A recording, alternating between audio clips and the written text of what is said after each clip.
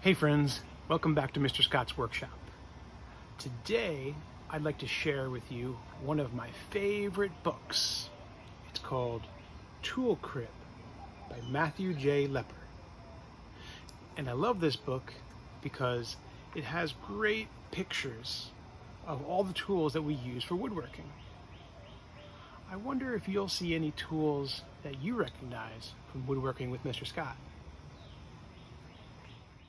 Tool Crib, a woodworking primer for young folks, written and illustrated by Matthew J. Lepper.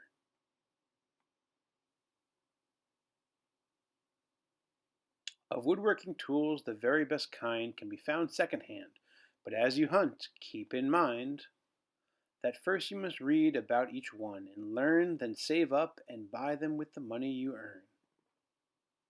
The first tool to look for is much needed saw. Pick one up that is sharp and fits in your paw. Don't get one too long, but easy to grip. Some are for cross-cutting, some are for a rip. Before you start sawing with all of your strength, you should measure twice before cutting to length. To get it just right, you'll need a tri-square and a rule with all those numbers you study in school. If the shape you need to cut is curved and not straight, you have other options, so don't hesitate. The coping type saw will cut round a bend. There are lots of them out there, so don't overspend. The hammer is simple and also quite clever. It's mostly for pounding, but also a lever. If your nail becomes bent, don't fret and don't pout. Just use the claw and to pull it right out. Drills make holes of all size and bore to help start a screw or make a small door. When you find one you like, there's no need to wait. Just practice on scrap until each hole is straight. Screwdrivers are handy, and of those you'll find, mostly will be just one of two kinds.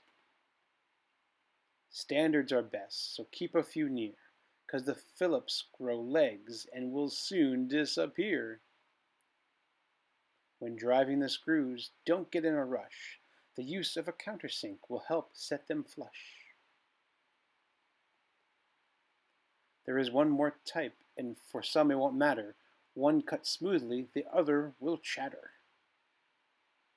Every woodworker will have at the ready a hand plane for smoothing. Don't pick one too heavy. A block plane or bench plane numbered 3 or 4 will help you get started, but you'll likely need more. If part of your project has to be round, a tool called a spoke shave will have to be found. With wings like a bird, it smooths out the grain. Pushing or pulling, it cuts just the same. At times an idea may seem out of your grasp and evolves as you work. Let's look for a rasp. With rows upon rows of teeth like a shark, just trust your mind's eye, pick it up, and then start. When you run out of hands, and believe me you will, clamps can be used to hold the work still. C-clamps and bar clamps are both really nice, but the best clamp of all is a woodworker's vise. With tools and some practice, it can be a cinch to build lots of projects. Let's start with a bench. Top of your waist and about 5 foot by 2. Give these plans to a big person.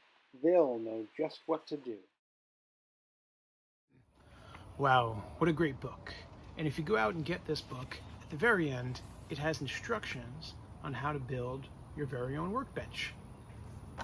Well, I saw a lot of tools that I really like in that book, including the smoothing plane and one of my favorite tools, the spoke shave. Now, I wonder if you saw any tools that you really like in that book. Well, friends, thanks for listening to my story, and I'll see you next time.